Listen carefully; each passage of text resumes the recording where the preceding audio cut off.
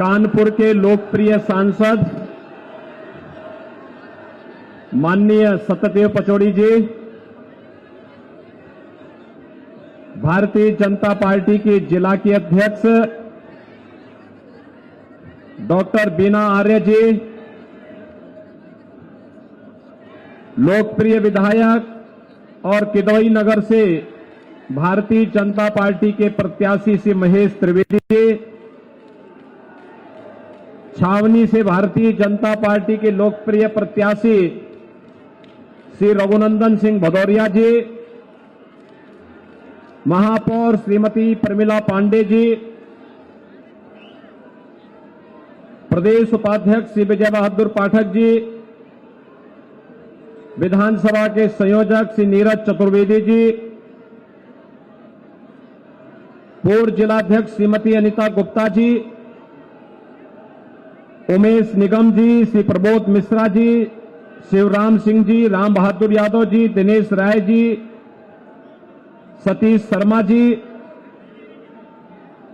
विधायक श्री विनोद कटियार जी और उपस्थित कानपुर में किदवई नगर और छावनी से जुड़े हुए सभी मतदाता भाइयों बहनों, आज जब मैं कानपुर में आया हूं तो इससे पहले मैंने कल्याणपुर और गोविंदनगर में, उससे पहले मैनपुरी और करहल में भी चुनावी जनसभाओं को करने के उपरांत मैं आपके बीच में आया हूं। भाइयों बहनों, जो अपार उत्साह आप में है,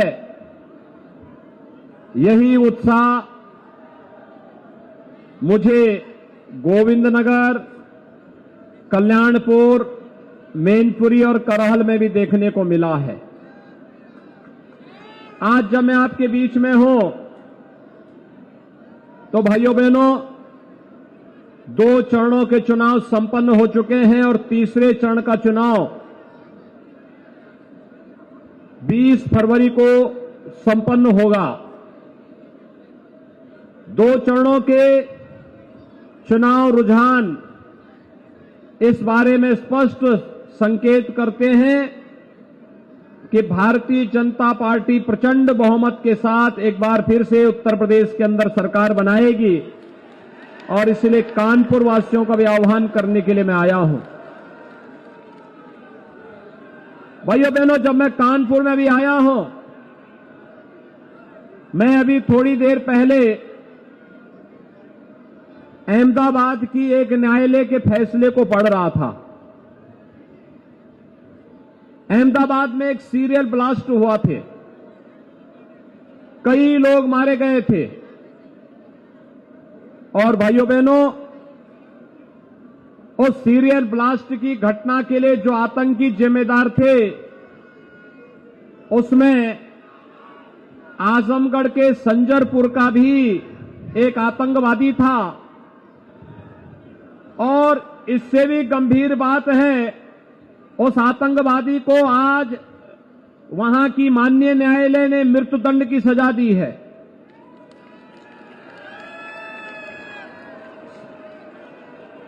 उस आतंकवादी के पिता का संबंध, उसके परिवार का संबंध किससे है मालूम है? समाजवादी पार्टी से। अब अनुमान कर सकते हैं, आपको आतंकवादियों के प्रति संवेदना व्यक्त करने वाले, आतंकवादियों के हित चिंतक और उनके प्रति अपना सर्वस्व न्यौछावर करने वाले राजनीतिक दल को चाहिए चुनाव जिताना है या आपको सुरक्षा, सम्मान और स्वावलंबन की ओर ले जाने वाली भारतीय जनता पार्टी को, और यही आह्वान करने के लिए आज मैं आपके बीच आया हूं। भाइयों बहनों, 5 वर्ष पहले जब उत्तर प्रदेश विधानसभा का चुनाव हुआ था, तब आपने किदवई नगर से श्री महेश त्रिवेदी जी को उत्तर प्रदेश विधानसभा में चुनाव जिता करके भेजा। परिणाम था प्रदेश में प्रचंड बहुमत की भारतीय जनता पार्टी की सरकार बनी। आपने देखा होगा 5 वर्ष के अंदर पूरे प्रदेश के अंदर कहीं कोई दंगा करने का दुस्साहस नहीं कर पाया। अगर छावनी से भी भारतीय जनता पार्टी का विधायक चुना गया होता तो कानपुर में भी कुछ लोग जो कभी कभी शरारत करते थे वह भी करने का साहस नहीं कर पाते।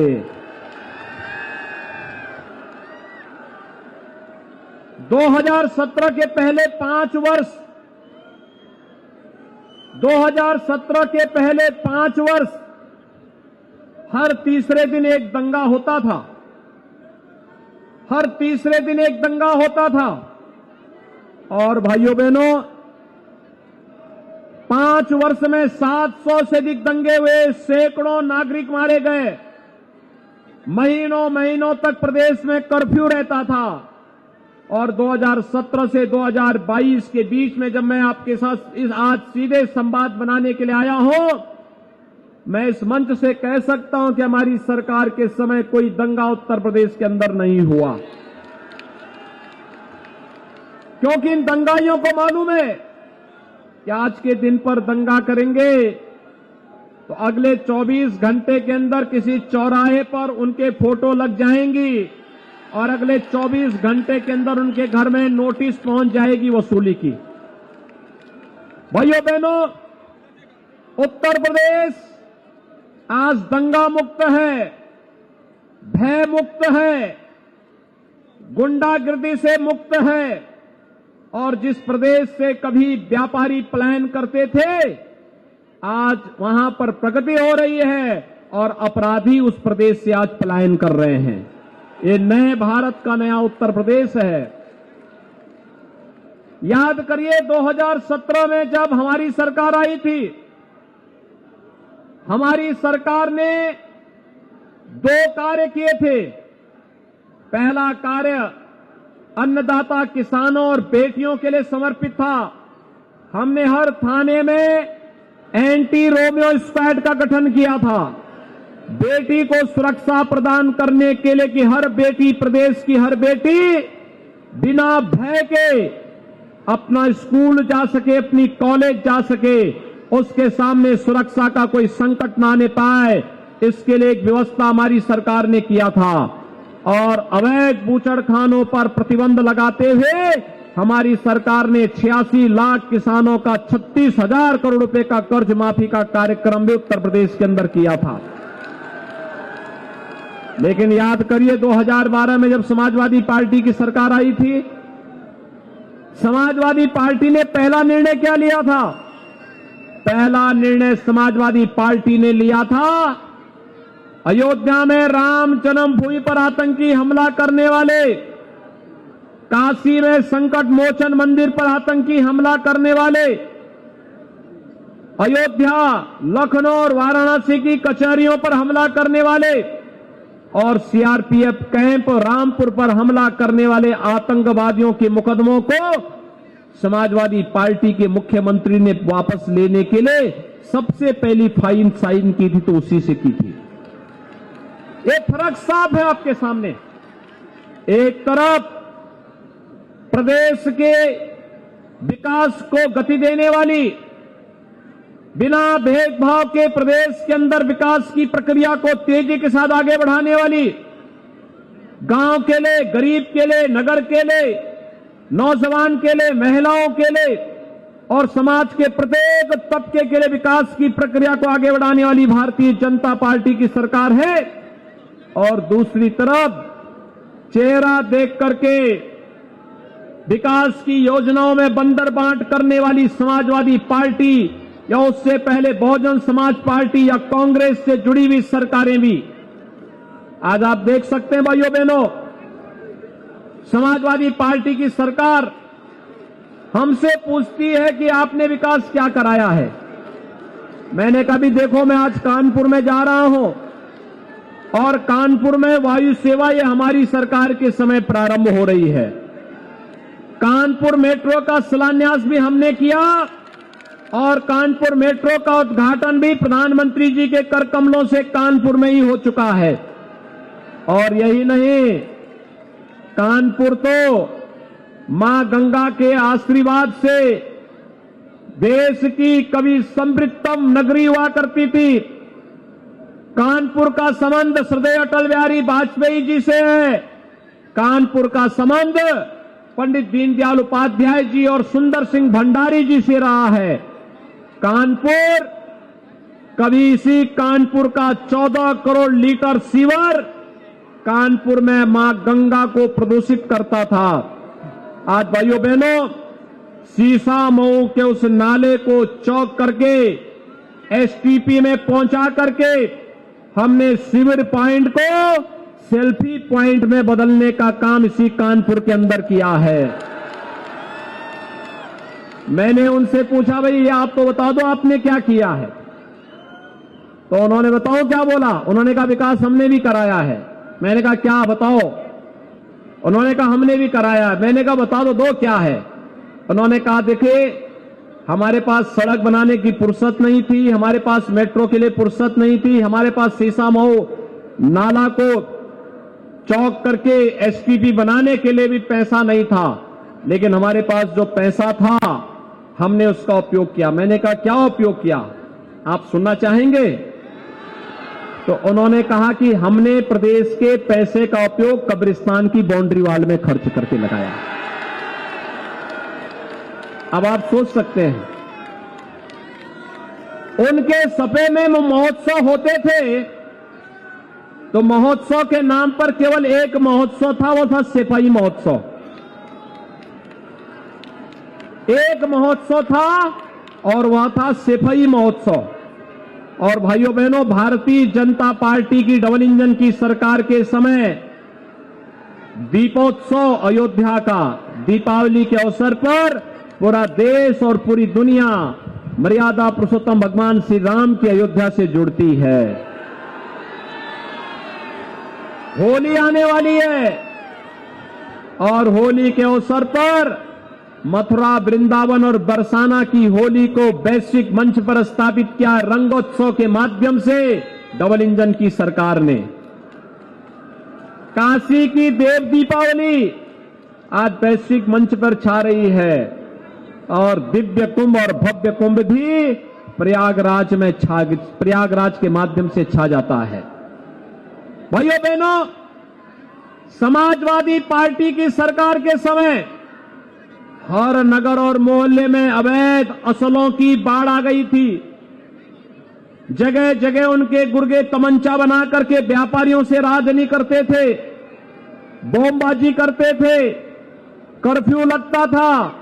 आज कर्फ्यू नहीं, आज तो शानदार कावड़ यात्रा निकल रही है।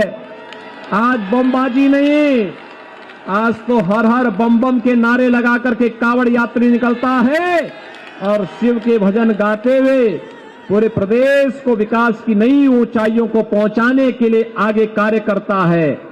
और भाइयों बहनों, आज उत्तर प्रदेश में तमंचा की फैक्ट्री नहीं, आज तो कानपुर में डिफेंस कॉरिडोर स्थापित होता है। डिफेंस कॉरिडोर, ये फर्क आपके सामने स्पष्ट दिखाई दे रहा होगा कि कानपुर में बनी हुई तोप, आज जब कानपुर का नौजवान उस तोप को लेकर के भारत की सीमा पर खड़ा होगा और दुश्मन देश को ललकारेगा, तो भाइयों बहनों, वह दृश्य पूरी देश के लिए देखने लायक होगा। रक्षा क्षेत्र में कभी भारत दुनिया के सामने हाथ फैलाता था, आज भारत रक्षा क्षेत्र में न केवल आत्मनिर्भर बन रहा है, बल्कि प्रधानमंत्री मोदी जी के नेतृत्व में दुनिया के तमाम देशों को भी आपूर्ति कर रहा है। यह है नया भारत। और उस नए भारत के नए उत्तर प्रदेश के लिए पुनः समर्थन मांगने के लिए आज मैं किदवई नगर और छावनी विधानसभा क्षेत्र से जुड़े हुए आप सभी मतदाता भाइयों बहनों से अपील करने के लिए आया हूं। भाइयों बहनों, वर्तमान में आपने देखा होगा कोरोना महामारी से पूरी दुनिया त्रस्त है, पस्त है। दुनिया के अंदर लाखों लोग मर गए। कोरोना महामारी ने किसी को नहीं छोड़ा, लेकिन कोरोना प्रबंधन होता है। भारत के अंदर प्रधानमंत्री मोदी जी के नेतृत्व में बेहतरीन कोविड प्रबंधन ने दुनिया के अंदर सराहना प्राप्त की। फ्री में टेस्ट, फ्री में उपचार, फ्री में वैक्सीन। आप में सब लोगों ने वैक्सीन ले ली होगी ना? कितने लोगों ने वैक्सीन ली है? थोड़ा पीछे तक तो बता दें। और भी लोगों ने, सबने ले ली? आप सबका मैं अभिनंदन करता हूं, क्योंकि भाइयों बहनों, ये वैक्सीन कोरोना के खिलाफ देश की लड़ाई का प्रतीक है। और वैक्सीन लेने का परिणाम क्या था? तीसरी वेव कब आई, कब चली गई, कोई पता नहीं लगा ना। तीसरी वेव एकदम समाप्ति की ओर है, समाप्ति की ओर है। 1 महीने पहले उत्तर प्रदेश के अंदर कोरोना के 1,06,662 मामले थे, और आज सुबह कितने थे मालूम है? 8,000। एकदम कंट्रोल हो गया है। देखिए, हम लोग तो कोरोना कंट्रोल कर सकते हैं, लेकिन ये जातिवादी नेताओं को, आतंकवाद समर्थक नेताओं को कंट्रोल करने का काम तो आप लोगों का होना चाहिए। जो लोग जनता को तरसा रहे थे, अपराधियों और माफियाओं को प्रश्रय दे रहे थे, प्रदेश में दंगा करवाते थे, कर्फ्यू लगवाते थे, भाइयों बहनों, उनको जवाब देने का चुनाव है ये। कोरोना में जो लोग वैक्सीन का विरोध करते थे, आप सोचो, अगर हम वैक्सीन नहीं लेते, भाइयों बहनों, अमेरिका दुनिया का सबसे बड़ी ताकत है ना। अमेरिका के अंदर 7 लाख मौत हो गई है, लेकिन उत्तर प्रदेश के अंदर हम लोगों ने मौत के आंकड़ों को एकदम नियंत्रित करके रखा, क्योंकि हमारे लिए एक एक जान महत्वपूर्ण थी। और भाइयों बहनों, प्रधानमंत्री जी ने कहा था, जान भी है तो जहान भी है। हर एक व्यक्ति को बचाना है। पूरी जवाबदेही और जिम्मेदारी के साथ अपने इस धर्म का हम लोगों ने निर्वहन किया, और इसीलिए कोविड प्रबंधन उत्तर प्रदेश का दुनिया के अंदर सराहा जा रहा है। हमने कोई कृपा नहीं की किसी पे, ये हमारी जिम्मेदारी थी, और अपनी इस जिम्मेदारी का निर्वहन करते हुए हम लोग इस कार्य को आगे बढ़ाए। लेकिन भाइयों बहनों, इस कोरोना वैक्सीन के खिलाफ जो लोग दुष्प्रचार कर रहे थे, कहते थे वैक्सीन नहीं लेंगे, क्योंकि ये वैक्सीन तो मोदी वैक्सीन है, ये वैक्सीन भाजपा का वैक्सीन है। वे जीवन के साथ खिलवाड़ कर रहे थे ना, तो जीवन के साथ खिलवाड़ करने वाले लोगों को जवाब देंगे, बताएंगे कि भाजपा वैक्सीन, मोदी वैक्सीन ने जान बचाई है, तो वोट भी यही जाएगा। बताएंगे ना, पूरी मजबूती के साथ। भाइयों बहनों, हर महामारी का एक साइड इफेक्ट होता था, और महामारी का साइड इफेक्ट था कि जितने लोग बीमारी से मरते थे, उससे कई गुना मौतें होती थी भूख से। जितनी मौतें बीमारी से होती थी, उससे कई गुना होती थी भूख से। लेकिन कोरोना कालखंड में उत्तर प्रदेश के अंदर 15 करोड़ लोगों को, डबल इंजन की सरकार है, महीने में 2 बार फ्री में राशन देने का काम भी प्रदेश के अंदर हुआ है। मुझे बताइए, ये जो वैक्सीन आज फ्री में दी जा रही है, ये जो राशन फ्री में दिया जा रहा है, ये जो चिकित्सालय बनाए जा रहे हैं, ये जो मेट्रो का काम हो रहा है, सीसा मऊ नाले को चौक करके वहां पर एसटीपीओ से डाला जाता है, कानपुर और लखनऊ के बीच में एक नया ग्रीनफील्ड एक्सप्रेस वे के निर्माण का कार्य प्रारंभ होता है, और भाइयों बहनों, कानपुर की वायु सेवा प्रारंभ होती है।